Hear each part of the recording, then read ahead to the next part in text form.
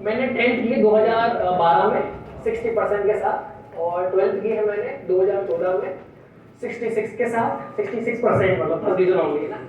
और फिर मैंने बीएससी किया है 2017 में फिजिक्स केमिस्ट्री मैथ्स से, ठीक है, 2017 की बात कर रहा हूँ मैं। और फिर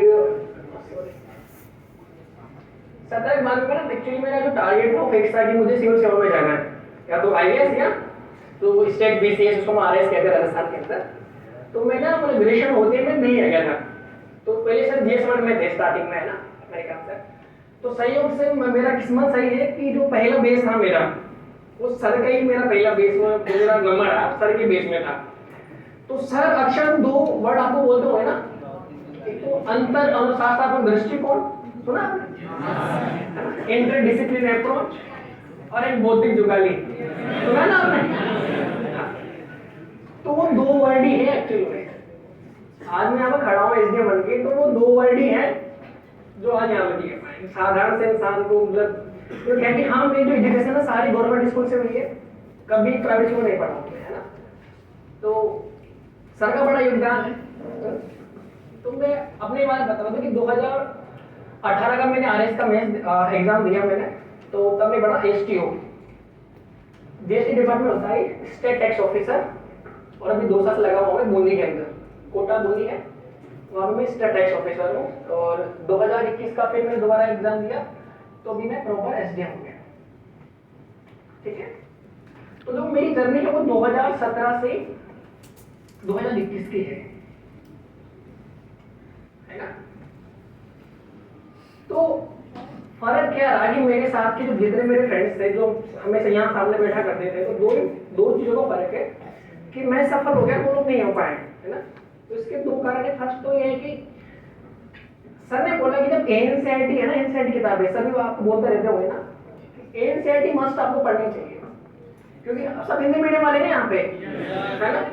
तो हिंदी मीडियम के लिए क्या हम लोग जो ग्रामीण क्षेत्र वहां से आए हुए होते हैं, तो हमारी हिंदी इतनी बेहतर नहीं हो पाएगी।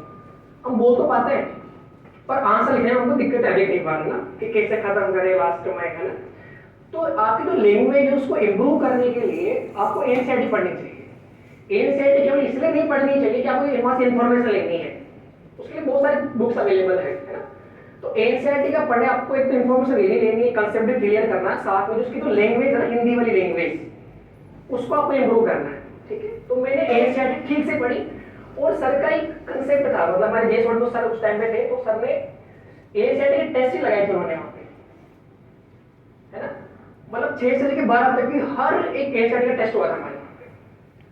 तो उससे क्या, एक एनसीईआरटी को 5-6 बार पढ़ चुके थे, तो जो लैंग्वेज पकड़ है आपकी वो वहां से बहुत बेहतर हो पाएगी आपकी, है ना।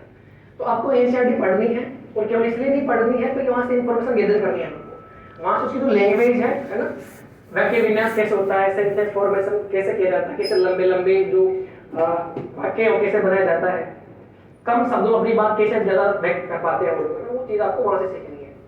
दूसरा, कई बार धारणा होती है कि लोग है ना सोचते हैं यार पहले कोचिंग पूरी कर लूं फिर तैयारी करूंगा, होता है कभी कभी, है ना, कि अभी तो लाइब्रेरी 2 कोचिंग है, ओपन की लग जानी है, जीएस की लग जानी है ना, तो फिर बाद में करूंगा, ऐसा बिल्कुल नहीं करना है। एक्चुअली मैंने ना केवल एक क्लास करी थी, एक जीएस की और एक ऑप्शनल की, है ना। और उसके टाइम मैंने पूरा समय अपना पढ़ने को दिया कि घूमना फिरना सब बाद में है, पहले पढ़ाई करनी है।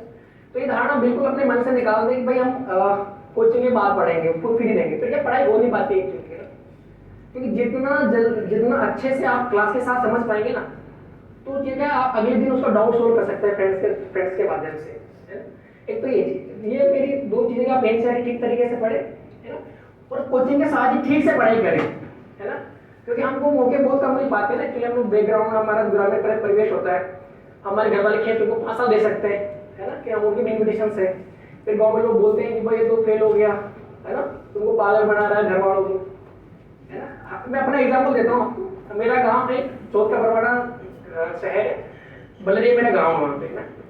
तो हमारे गांव में प्रतिष्ठित व्यक्ति थे, मतलब, है ना, यूँ कैसे वो आकाशवाणी हमारे एक रेडियो आता है, उसमें भजन भी गाते हैं, मल्टी टैलेंटेड नेता भी हमारे गाँव में प्रतिष्ठित व्यक्ति है।